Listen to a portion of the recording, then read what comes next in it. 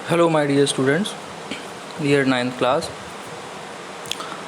Last topic जब आप पढ़ रहे थे तो आपने लिबरल्स के बारे में जाना था, और एक जो सबसे इम्पॉर्टेंट बात जो मैंने आपको समझाई थी वो ये थी कि आप हमेशा कोशिश ये करें कि अभी हम जो चैप्टर पढ़ रहे हैं या कुछ चीज़ें जो हम पढ़ते हैं उनका कंटेम्प्रेरी मीनिंग, कंटेम्प्रेरी का मतलब है कि उस टाइम पे क्या इसका मतलब रहा होगा, और आज के टाइम पे आप देखोगे तो कुछ आपको क्वाइट डिफरेंट मिलेगा।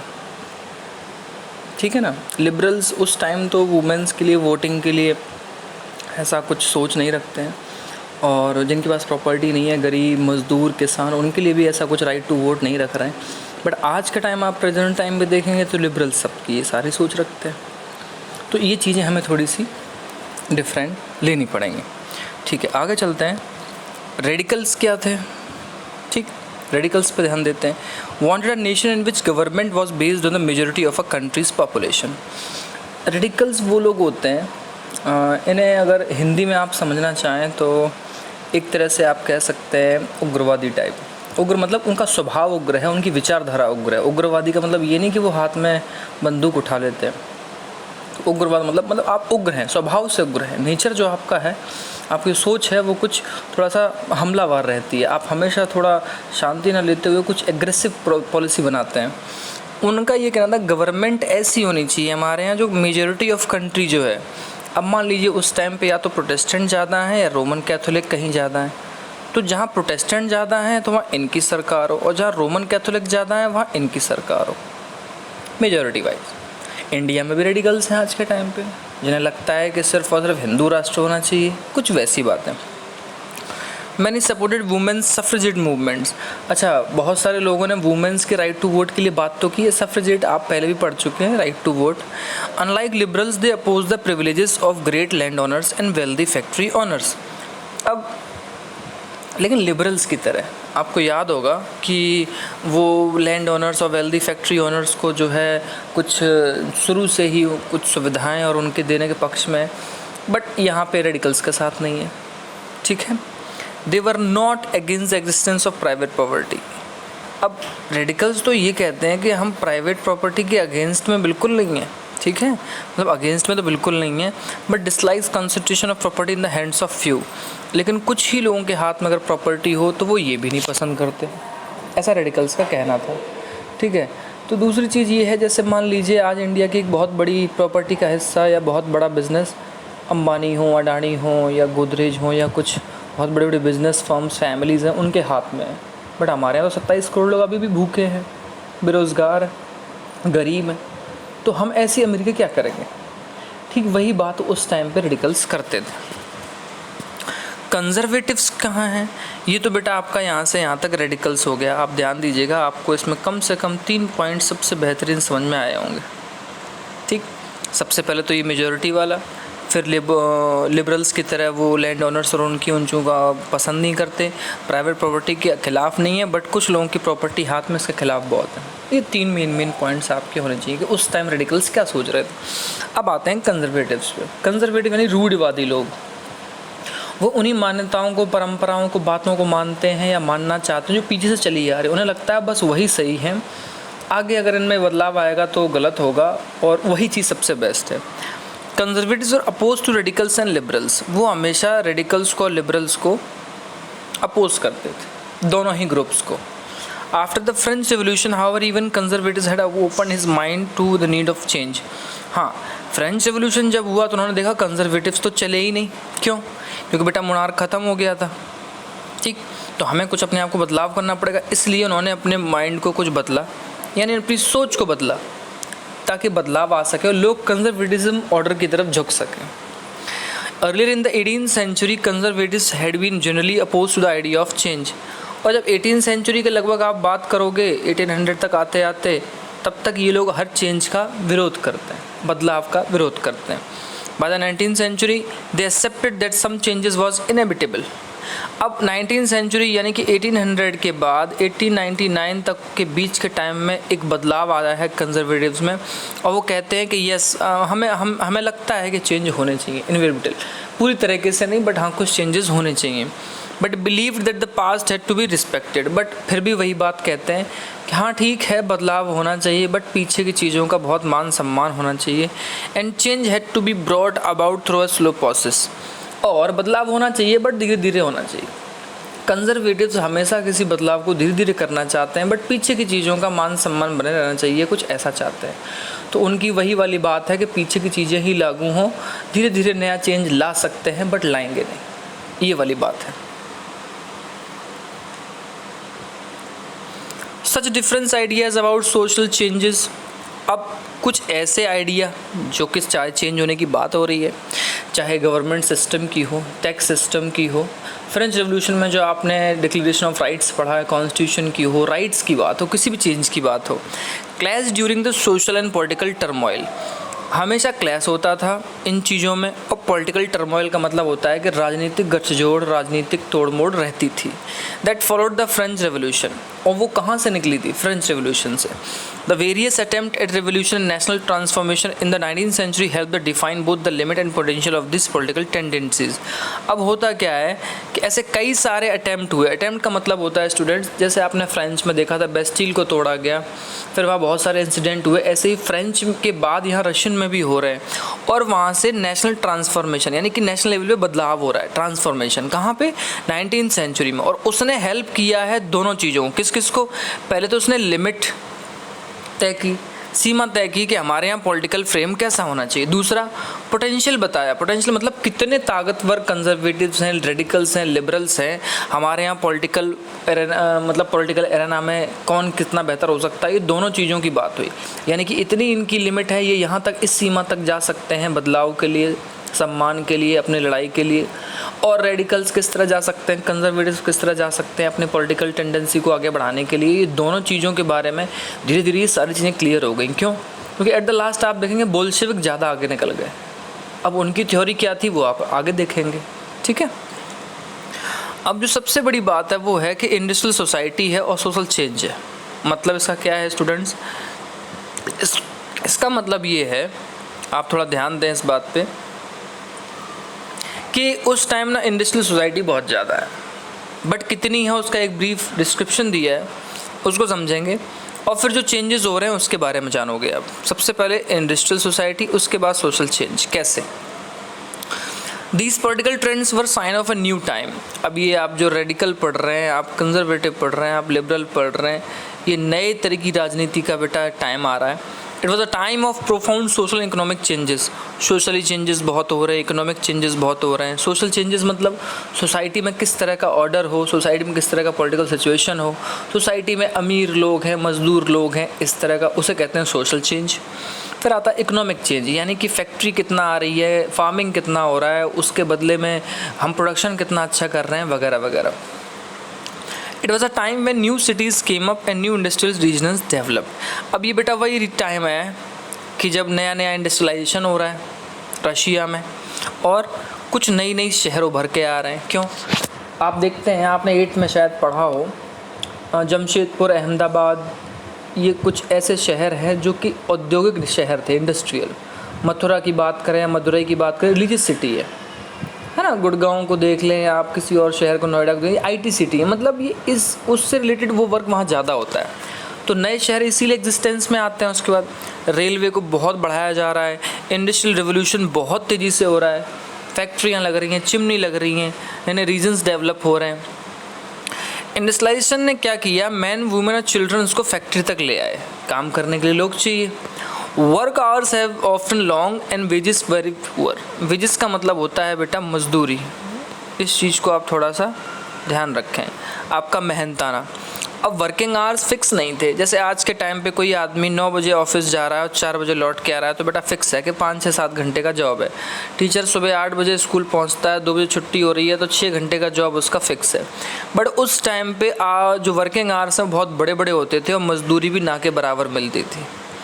अनएम्प्लॉयमेंट था वो बहुत कॉमन बात थी, वहाँ बेरोज़गारी बुरी हालत थी रशिया में, पर्टिकुलरली जब लो डिमांड था इंडस्ट्रियल गुड्स के लिए।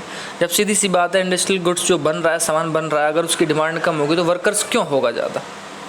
हाउसिंग एंड सैनिटेशन में problem since town were growing rapidly. घर में रहने की समस्याएं, साफ सफाई की समस्याएं बहुत ज़्यादा थी।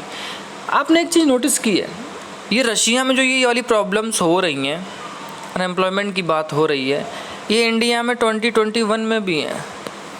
कभी आपने सोच के देखा है? आप भरतपुर की देख लो, कितनी जगह नालियाँ सड़कें सब टूटा पड़ा है, पानी भर जाता है, बुरी हालत है। हम ऐसे टाइम पे जी रहे हैं। और रशिया में ये 100 साल से भी पहले टाइम पे चीज़ें थी। रशिया बदल के आगे बढ़ा, यूरोप बदल के आगे बढ़ा, चाइना बदल गया, बहुत सारे कंट्री बदल रहे हैं। हमारे यहाँ उतना चेंजेस क्यों नहीं आ रहा है? ओके, तो बात वही है कि शहर जो है बड़े तरीके से बढ़ते रहे, बड़े बड़े हो रहे थे। लिबरल्स हैं, रेडिकल्स हैं, वो सर्च कर रहे हैं इन सब इश्यूज़ को सॉल्व करने के लिए कि ये चीज़ें कैसे सही हों। ये पार्टीज़ की बात हो रही है, लिबरल लोग भी होंगे, रेडिकल्स लोग भी हैं कि हमारे शहर ठीक हों। सफ्रेजेट मूवमेंट को मैंने आपको पहले भी बताया था बेटा, एक ऐसा मूवमेंट जो वुमेंस के राइट टू वोट के लिए लड़ा जाए, वो सफ्रेजेट मूवमेंट है। ये एक पिक्चर दिखाया है जो उस टाइम की रशियन सोसाइटी का सच था। गरीब लोग हैं, फटे कपड़े पहने हैं, कहीं भी बैठे हुए हैं, कोई खा रहा है, कोई पी रहा है, कोई बुरे हालात में है, कोई ऐसे ही पड़ा हुआ है, कोई पीछे खाना बना रहा है। मतलब इस तरह का वहाँ के नज़ारे आम बात थी। कोई सिगरेट पी रहा है, कोई कुछ कर रहा है। ये इस तरह की सोसाइटी उस टाइम थी, मज़दूर वाली सोसाइटी। ठीक है। The London poor the mid 19th century in the contemporary, ये लंदन में यानी यूरोप में पुअर्टी की क्या हालत थी वो दिखाई है 1861 में, आज से 150 साल पहले। इंडिया में ये हालत आज है। ठीक है। हर किसी ने अपने टाइम पे आके धीरे धीरे बदलाव किए स्टूडेंट्स। ठीक है, आगे बढ़ते हैं। Almost all industries with the property of individuals, बेटा प्राइवेट हाथों में थी प्रॉपर्टी, फैक्ट्रियाँ वगैरह कुछ भी। लिबरल्स और रेडिकल्स हैं, themselves were often property owners and employers, वही लोग ज़्यादातर रोजगार देने वाले हैं और वही मालिक भी हैं प्रॉपर्टी के। Having made their wealth through trade or industrial ventures, they felt that such efforts should be encouraged. अब उन्हें क्या लगता था कि हम अपना व्यापार भी अच्छे से कर रहे हैं, अपने इंडस्ट्रियल चीज़ों को भी अच्छे से बना रखा है और हम इससे अपना पैसा भी बहुत बना रहे हैं। उन्हें लगता था कि हमें कुछ ऐसी कोशिश करनी चाहिए और ऐसा कोशिश करके क्या करना चाहिए कि that benefit would be achieved the work force in the economy was healthy and citizen were educated. उन्हें इस चीज़ से लगता है कि हमारे यहाँ लोग जो है हेल्दी भी हैं और एजुकेटेड भी हैं, तो हम जो वर्क करना चाहते हैं हम उसमें अचीवमेंट ला सकते हैं। ऐसा उनकी कोशिश रहती थी, लिबरल्स की और रेडिकल्स की। ठीक है, आगे बढ़ते हैं। Oppose to the privileges the old aristocracy had by birth, they firmly believed in the value of individual effort. अब उनका ये मानना था कि किसी इंसान को सिर्फ सोसाइटी की बेस पे जो सुविधाएं मिली हैं, जो ओल्ड एरिस्टोक्रेसी के टाइम पे होती थी, वो मतलब नहीं होनी चाहिए, उनके खिलाफ हैं हम। अब क्या होना चाहिए कि इंडिविजुअल एफर्ट की बात हो रही है कि जो आदमी जिस तरीके से वर्क करके आगे बढ़ रहा है उस एफर्ट को हमें मान्यता देनी चाहिए। जैसे पहले टाइम पे आप देखें सब कुछ राजाओं के नाम पे ही होता था, लेकिन क्या वाकई में राजा सब कुछ करता था? उसकी सेना, उसके लोग, उसका किसान, मजदूर, ये सब किया करते थे। आज के टाइम पे आप देखो ऐसा थोड़ा सा कम होता है, लोगों के जो खुद के एफर्ट होते हैं वो सामने लाए जाते हैं। लेबर एंड एंटरप्राइजेस, और उसमें कौन कौन है, चाहे लेबर हो या एंटरप्राइज हो, जिसने बनाया हो उसका नाम आगे आना चाहिए। If freedom of individuals were insured, अगर हर किसी आदमी की हम इंडिपेंडेंस को बेटा इंश्योर करें। If the poor could labour and those which capital could operate without restrain, अब जो पुअर आदमी है बेटा वो मेहनत भी करे और जो लोग कैपिटल को अपने हाथ में ऑपरेट करते हैं, मतलब पैसे को अपने साथ में रखते हैं, रिस्ट्रेन ना करें, they believe that society would develop, तो उन्हें लगता है कि सोसाइटी डेवलप होने लगेगी, क्योंकि जिनको पैसा मिलना है उनको मिले, कोई रिस्ट्रिक्शंस ना हो, रुकावट ना पैदा की जाए उनके पैसा देने में, मजदूरी देने में, तो उससे क्या होगा, सोसाइटी डेवलप होगी। Many working men and women who wanted change in the world rallied around liberal and radical groups and parties in the early 19th century. अब आपने देखा होगा जब भी कोई इस तरह की पार्टी या बातें आती हैं तो लोग एक दूसरे के साथ जोड़ते हैं। किसी भी क्लास का आदमी हो वो जोड़ता है। तो वहाँ पे क्या हो रहा है, 19th सेंचुरी में रैली हो रही है इस तरह की, तो मैन और वुमेन अपने आप को उससे जोड़ के देख रहे हैं, अपने फ़ायदे की बात सोच के उससे आगे बढ़ रहे हैं।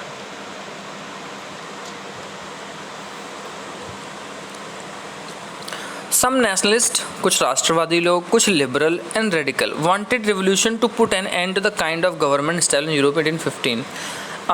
ये थोड़ा सा अलग मुद्दा है बेटा, मैं आपको शॉर्ट में समझा देता हूँ। 1815 में क्या हुआ था नेपोलियन हार गया था बेटा, ठीक है, नेपोलियन हार गया था वाटरलू के वॉर में, और पूरे यूरोप में कंजर्वेटिज्म ऑर्डर आ गया था बेटा, ठीक। न नेशनलिस्ट थे, न लिबरल थे, न रेडिकल थे, कंजर्वेटिज्म ऑर्डर मतलब राजाओं वाला शासन दोबारा से आया था, और नेपोलियन उस चीज़ के विरोध में रहता था। नेपोलियन ने बहुत सारे राइट्स दिए थे वहाँ के लोगों को। तो वही चीज़ हो रही है, वो ये कह रहे हैं कि 1815 में जो चेंजेस लाए हैं ये लोग, इनको ख़त्म किया जाए। फ्रांस, इटली, जर्मनी, रशिया वो बिकेम रेवोल्यूशनरीज पॉइंट बन गए and work to overthrow existing monarch. Monarch क्या होता है बेटा? राजशाही, जहाँ राजा वर्क करता है, उसको हटा दो। आप 10th में आएंगे तो आप पढ़ेंगे फ्रांस से भी हटा, इटली से भी हटा, जर्मनी से भी हटा, और अभी भी आप पढ़ रहे हैं कि आपने फ्रांस में देखा राजा को हटा दिया गया, और रशिया में भी धीरे धीरे पढ़ेंगे आप। Nationalist talk of revolution that would create Nations. Nationalist लोग बात करते हैं हमेशा नेशन के लिए कि एक देश बनाया जाए, वहाँ रेवोल्यूशन हो, where all citizens would have equal rights, और ये कहा जाए कि जब देश बने तो वहाँ पे सभी को बराबर के हक हों। 1815 में गेसिपी मेज़िनी एक बेटा इटालियन रेवोल्यूशनरी था, नेशनलिस्ट था, ये आप 10th क्लास में इसको अच्छे से पढ़ेंगे। उसने conspired with other to achieve in this Italy, और उसके थॉट्स के बेस पे इटली ने तो ये अपने आप को नेशन स्टेट बनाया था, क्योंकि वो एम्पायर में डिवाइडेड था। Nationalist elsewhere including India read his writings. अच्छा, ऐसा नहीं है कि इंडिया में जो नेशनलिस्ट लोग थे उस टाइम पे, अंग्रेज़ों के टाइम पे, वो इन चीज़ों से प्रभावित नहीं थे, वो उनको पढ़ते थे और उसी के बेस पर उन्होंने नेशन थ्योरी को यहाँ डेवलप किया और इंडिया में वो चीज़ें आगे बढ़ी। ठीक है, अब एक छोटी सी थ्योरी आपको समझनी पड़ेगी students, the coming of socialism in Europe. ये अपने आप में बहुत बड़ा वर्ड है, और आप ध्यान देंगे कि जो हमारे कॉन्स्टिट्यूशन में प्रीएम्बल है बेटा, उसमें ये वर्ड हमारे कॉन्स्टिट्यूशन में जुड़ा हुआ है। तो ज़रा सोशलिज्म को समझें, वो यूरोप में जब आया। Perhaps one of the most far reaching vision of how society should be structured was socialism. ये कहा गया कि अगर हम विज़न लेके चलें कि सोसाइटी कैसी होनी चाहिए और किस तरह से स्ट्रक्चर किया जाना चाहिए, तो वो सबसे पहले किस चीज़ ने सबसे ज़्यादा अफेक्टेड किया? सोशलिज्म से। By the mid 19th century in Europe socialism was well known body of ideas attracted wide spread attention. पूरे यूरोप में अगर आप 19th सेंचुरी की बात करोगे तो सबसे ज़्यादा जिस चीज़ को और जिस आइडिया को अपनाया गया, अट्रैक्ट किया, वो बेटा सोशलिज्म था। हर किसी ने इसका ध्यान अपनी तरफ खींचा है। अब कौन है, ज़रा ध्यान से देखिए, क्योंकि यहाँ से क्वेश्चन बनता है कि सोशलिस्ट कौन थे, व्हाट वाज देयर थ्योरी, उनके आइडियाज़ क्या थे। यहाँ से शुरू करते हैं, ठीक है। Socialist were against private property. जो लोग सोशलिस्ट हैं उनकी सोच होती है कि प्राइवेट प्रॉपर्टी का हक किसी को नहीं होना चाहिए, वो उसके अगेंस्ट हैं। And saw it as the root of all social ill of the time. और उन्हें लगता है कि दुनिया की सारी बुराइयों का जड़ यहीं से शुरू होता है, जब इंसान प्राइवेट प्रॉपर्टी अपना अधिकार जमा के आगे बढ़ता है। वाई, ऐसा क्यों? Individuals own the property that give employment, but the property were concerned only with in personal gain and not the welfare of those who made the property productive. वो इसलिए सोशलिस्ट ऐसा कहते थे कि मान लीजिए किसी ने प्रॉपर्टी को अपने पास रखा हुआ है, वो एम्प्लॉयमेंट भी दे रहा है, लेकिन जो प्रॉपर्टीड है, जिसकी प्रॉपर्टी है, वो सिर्फ अपने पर्सनल गेन के बारे में सोचेगा, उनके बारे में कभी नहीं सोचेगा, वेलफेयर भलाई के बारे में नहीं सोचेगा, जो उस प्रॉपर्टी को प्रोडक्टिव बना रहे हैं। जैसे आपके खेत में काम करने वाले मज़दूर हों, किसी संस्था में काम करने वाले नौकर लोग हों, कहीं पे कोई काम करने वाला मज़दूर हो, किसी डिपार्टमेंट में काम करने वाले लोग हों, आप सोच के देखिए, क्या वो लोग उस चीज़ को प्रोडक्टिव बनाते हैं? नहीं। जो वहाँ बहुत सारी भीड़ है जो उसको मिलकर काम कर रही है, वो उसको प्रोडक्टिव बनाती है। ये उनका मानना था सोशलिस्ट, ये मेरा भी मानना है। सिंपल सी बात है, वेलफेयर की बात होनी चाहिए, लोगों की भलाई की बात होनी चाहिए। प्राइवेट फर्म वाला आदमी, प्राइवेट फैक्ट्री वाला आदमी, प्राइवेट स्कूल वाला आदमी, कोई भी प्राइवेट प्रॉपर्टी वाला है, वो आपसे पूरी मेहनत लेना चाहेगा, बट आपसे आपके भलाई की, आपके किसी वेलफेयर की बात वो नहीं करना चाहेगा। So if society as a whole rather than single individuals control property, तो वो ये कहते हैं अगर सोसाइटी में कुछ ही लोग, सिंगल लोग प्रॉपर्टी को कंट्रोल करेंगे, more attention would be paid to collective social interest. तो उनका मानना है कि उस पर ना ध्यान दे के कलेक्टिवली सोशल इंटरेस्ट पर ध्यान देना चाहिए, सबकी भलाई के लिए। वही है सोशलिज्म थ्योरी। जैसे सरकार सभी का भला लेके चलती है, वो हमारे यहाँ सोशलिज्म उतना नहीं रहा है अब। Socialist wanted this change, campaign for it. Socialist इस चीज़ में बदलाव चाहते थे और इस चीज़ के लिए उन्होंने कैंपेन किया, बहुत सारी रैलियाँ की, अपनी बातों को रखते थे, इस चीज़ से वो लोग आगे बढ़े। ये सोशलिस्ट की बेटा थ्योरी होती है। आप सोच के देखें कि आपने जो पढ़ा है, क्या आपके अंदर लगता है कि आपके अंदर कोई सोशलिस्ट आइडिया जिंदा है, आपको लगता है प्राइवेट प्रॉपर्टी के हक कुछ ही लोग का नहीं होना चाहिए, सबका होना चाहिए, उसका फ़ायदा सबको मिलना चाहिए, आप क्या सोचते हैं? How could a society without property operate? अगर किसी सोसाइटी के पास है ही नहीं प्रॉपर्टी तो वो ऑपरेट कैसे की जाएगी, चलाई कैसे जाएगी? What would be the basis of the socialist society? तो सोशलिस्ट सोसाइटी का बेसिस क्या हो? भाई सोशलिज्म तो यही बात कहता है ना कि प्राइवेट हाथों में प्रॉपर्टी नहीं होनी चाहिए, बट अगर जब है तो सोशलिस्ट क्या करेंगे उस चीज़ के लिए, कैसे ऑपरेट करेंगे? तो वो कहते हैं सोशलिस्ट है different vision of the future. उनके लिए उनके हिसाब से भविष्य की कुछ अलग ही विजन्स हैं। क्या है? Some believe in the idea of cooperatives, कुछ कोऑपरेटिव्स के भरोसे हैं, कोऑपरेटिव्स के जरिए चीज़ों को चलाना चाहते हैं। रॉबर्ट ओवन है, एक लीडिंग इंग्लिश मैन्युफैक्चरर हैं, sought to build a cooperative community called New Harmony in Indiana, USA. ये वो पर्सन है बेटा जिसने सबसे पहले एक कोऑपरेटिव सोसाइटी को बनाया और इसका नाम क्या था बेटा? New harmony. कोऑपरेटिव की बात जब आएगी तो ये 8th में आपने पढ़ा है।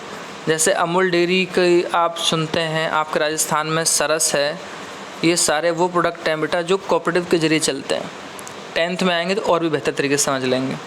Other socialist fail that a cooperative could not be build on a wide scale only through individual initiative. अच्छा, अदर सोशलिस्ट हैं, उनको लगता है कोऑपरेटिव चीज़ें सिर्फ इस बेस पर नहीं चल सकती हैं कि इंडिविजुअली कोई चला रहा हो, अकेला कोई लेके चले, सबको हमें एक साथ लेके चलना चाहिए। They demanded that government encourage cooperative, और उनका मानना है कि अगर ऐसे चलाना है, उसको आगे बढ़ाना है, तो गवर्नमेंट को इस चीज़ के लिए हमें थोड़ा सा एनकरेज करना होगा, सहायता देनी होगी। In France for instance Louis Blanc, एक पर्सन का नाम है, wanted the government to encourage cooperative and replace capitalist enterprises.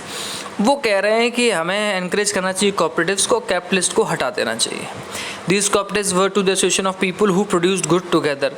Cooperative को अगर बहुत छोटे टर्म में समझना हो तो कोऑपरेटिव वो होते हैं जो एसोसिएशन बनाते हैं, लोग होते हैं जो एसोसिएशन बनाते हैं साथ साथ मिलके, प्रोड्यूस्ड गुड टुगेदर, और एक साथ चीज़ों को मतलब उत्पादन करते हैं, प्रोड्यूस करते हैं।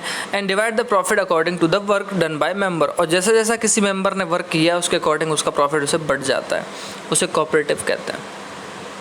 ठीक है। अब एक बहुत बड़े पर्सन के बारे में आप सुनेंगे बेटा, कार्ल मार्क्स और एक फ्रेडरिक एंगल। इन्होंने अपने आइडियाज़ को ऐड किया इस आर्गूमेंट में। मार्क्स ने ये बहस पे मतलब मुद्दा छेड़ा कि इंडिविजुअल सोसाइटी, इंडस्ट्रियल सोसाइटी जो है वो कैपिटलिस्ट है। क्यों? उन्हीं के हाथ में सब पैसा है, बड़ी बड़ी फैक्ट्री लगाने वाले लोग, बड़े बड़े प्लांट लगाने वाले लोग। Capitalist own the capital, invest in factories. अब जो कैपिटलिस्ट लोग हैं, पूंजीवादी लोग, कैपिटलिस्ट को पूंजीवादी बोलते हैं, वो कैपिटल को मतलब पैसे को लगा लेंगे अपने अपने फैक्ट्री में। And the profit of the capitalist was produced by worker, और जो वर्कर है फ़ायदा तो वो दे रहा है आपको, मेहनत तो वो करके आपको वापस कर रहा है। The conditions of worker could not improve as long as this profit was accumulated by private capital. अब जो वर्कर की कंडीशन है वो कभी इम्प्रूव नहीं होगी जब तक कि वो प्रॉफिट जो है सिर्फ कुछ प्राइवेट कैपिटलिस्ट लोगों के हाथ में जाता रहेगा। Workers had to overthrow capitalism, worker को कैपिटलिज्म को उखाड़ के फेंक देना चाहिए। And the rule of private property, और जो प्राइवेट प्रॉपर्टी का रूल है उसको भी नहीं मानना चाहिए, ऐसा कार्ल मार्क्स कहते हैं। Marx believe that to free themselves from capital exploitation, हमें पूंजीवादी लोगों के शोषण से दूर हो जाना चाहिए, उससे आज़ाद हो जाना चाहिए। Worker had to construct a radical society, और वर्कर्स को खुद के लिए अपनी एक रेडिकल सोसाइटी बनानी चाहिए। Where all property was socially controlled, जहाँ सभी लोगों के द्वारा वो प्रॉपर्टी कंट्रोल की जाए, यानी कि उस सिस्टम के द्वारा जो सिस्टम सोशलिस्ट बना है। This would be a communist society, और वो सोसाइटी कौन सी होगी? Communist society. यही कम्युनिज़्म पूरे रशिया में एक टाइम पे था, आज चाइना में है, आज नॉर्थ कोरिया में है, कई जगह पे है। He was convince that worker would Triumph in their conflict with capitalist, और वो इस चीज़ को कन्विंस करके मानते हैं कि वर्कर्स एक दिन अपनी जीत ले लेंगे कैपिटलिस्ट लोगों से इस कॉन्फ्लिक्ट में, जो अमीर और गरीब वर्कर्स की लड़ाई है, पूंजीपति उद्योगपतियाँ और जो बिजनेसमैन है वर्कर्स के बीच लड़ाई है, उसमें एक दिन कॉन्फ्लिक्ट होगा और ट्रियम्फ यानी निश्चित रूप से वर्कर्स जीतेंगे। एक communist society was that the natural society of the future, और उनका मानना है कि उस टाइम जो सोसाइटी कम्युनिस्ट सोसाइटी बनेगी वही सबसे अच्छी सोसाइटी होगी फ्यूचर की, ऐसा कार्ल मार्क्स और फ्रेडरिक एंगल्स का मानना था। ये बहुत बड़ी बड़ी थ्योरी हैं बेटा, धीरे धीरे आपको और भी अच्छा समझ में आएगा, और बहुत बेहतरीन चीज़ें। कल हम देखेंगे एक नए टॉपिक को कि सपोर्ट कैसे मिलता है सोशलिज्म को रशिया में। ठीक है, थोड़ा अच्छे से पढ़ते रहिए, थोड़ा ध्यान दीजिए और वर्क भी टाइम से करते रहिए, छोटी छोटी चीज़ें आती हैं। और कल मिलेंगे तब और भी अच्छे से चीज़ें आगे बढ़ेंगे। Thank you.